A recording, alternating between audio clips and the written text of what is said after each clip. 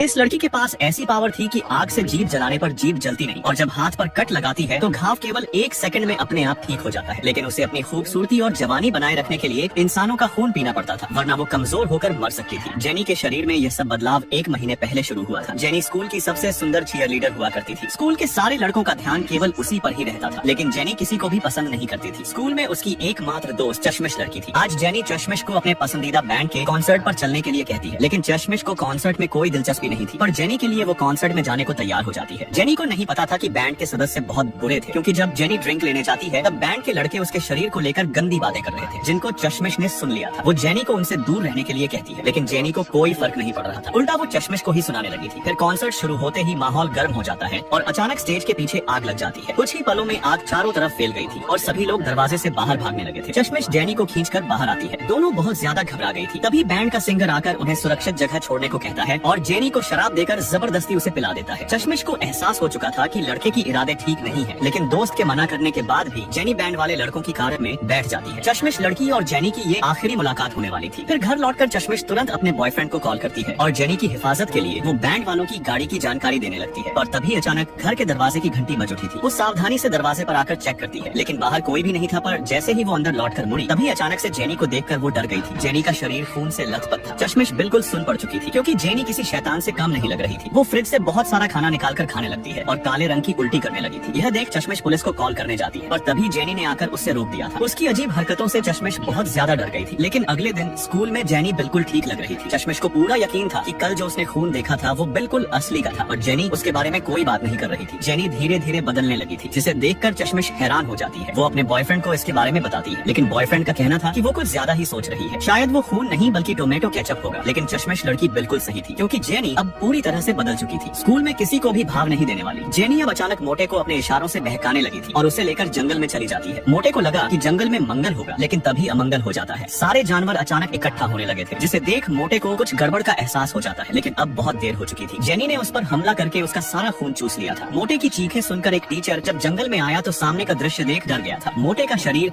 अंदर से पूरी तरह खोखला हो चुका था। मोटे की मौत से पुलिस सतर्क हो जाती है और पूरे स्कूल में डर का माहौल बन जाता है। खून पीने के बाद जेनी झील में नहाकर अपने आप को साफ कर लेती है। कोई नहीं जानता था कि जेनी के इस खूबसूरत चेहरे के पीछे एक खूंखार राक्षस छिपा हुआ है। दरअसल जिस दिन जेनी बेहोशी की हालत में बैंड वालों के साथ जा रही थी, तो चारों लड़के मिलकर उसे एक जंगल में लेकर आ गए थे। जेनी उनसे छोड़ने की विनती करती है और लड़के उसे बांधकर एक झरने के पास ले आते हैं। चारों लड़के मिलकर जेनी की बलि शैतान को देने जा रहे थे, ताकि उनका बैंड मशहूर हो सके। पर जेनी पवित्र नहीं थी, जिस कारण उसे मारने के बाद वो शैतान के वश में हो जाती है और चारों लड़कों का खून चूसकर उन्हें ऊपर पहुंचा देती है।